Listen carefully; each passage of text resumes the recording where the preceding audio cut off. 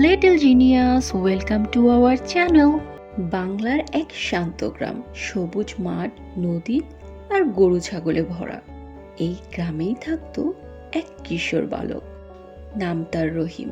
সে খুবই সৎ, দয়ালু এবং সাহসী একটি ছেলে। গ্রামের সবাই তাকে খুবই ভালোবাসতো, কিন্তু একটা জিনিস নিয়ে সবাই ভয় পেত, গ্রামের পাশের পুরনো বটগাছ। লোকজন বলতো ওখানে একটা ভয়ঙ্কর সাতচুন্নি থাকে। একদিন সন্ধ্যায় রহিম তার গরুগুলো নিয়ে মাঠ থেকে ফিরছিল। হঠাৎ ঝনঝন নুপুরের শব্দ।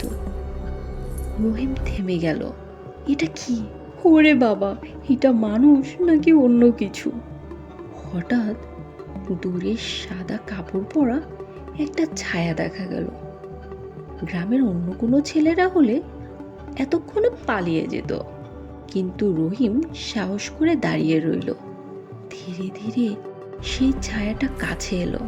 দেখা গেল একজন মহিলা, সাদা শাড়ি, লম্বা চুল, পায়ে নূপুর, কিন্তু তার পা উল্টো।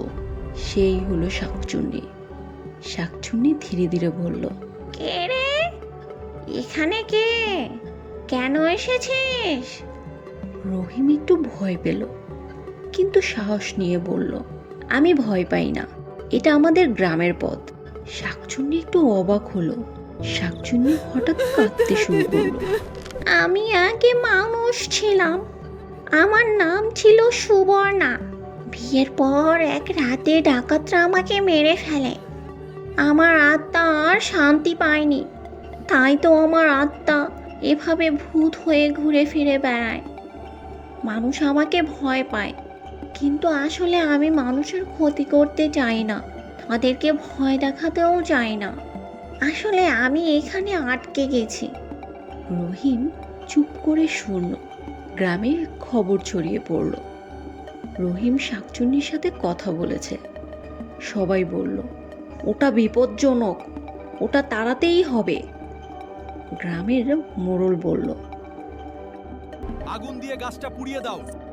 রহিম চিৎকার করে বলল, না, ও খারাপ না। রহিম ভাবতে লাগলো কিভাবে ওকে মুক্তি দেওয়া যায়। তার দাদুর কথা মনে পড়ল। তার দাদু তাকে বলেছিল, অশান্ত আত্মা শান্তি পায় প্রার্থনা আর সত্য কাজের মাধ্যমে। রহিম সিদ্ধান্ত নিল, সে সুবর্ণার জন্য প্রার্থনা করবে। পূর্ণিমার রাত, রহিম বট গাছের নিচে গেল। শাকচুন্নি আবার আসলো। তুমি আবার এসেছ? রহিম বলল, আমি তোমাকে মুক্তি দিতে চাই। সে প্রার্থনা করলো। চারপাশে আলো ছড়িয়ে পড়ল। শাকচুন্নির শরীর ধীরে ধীরে আলোতে ভরে গেল। সে হাসল।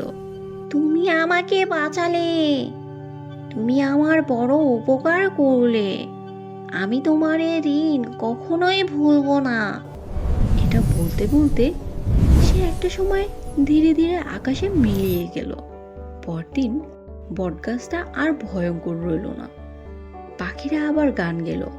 গ্রামের সবাই তো অবাক। বনটা আলোতে ঝলমল করতে লাগলো। ওর পাশ দিয়ে যেতে আর কারো ভয় রইল না। রহিম শুধু বলল, ভয় নয়, বোঝার চেষ্টা করো। তো বন্ধুরা, আজকে আমাদের শাকচুন্নি আর রাখাল বালকের গল্পটি তোমাদের কেমন লাগলো? নিশ্চয়ই অনেক ভালো লেগেছে।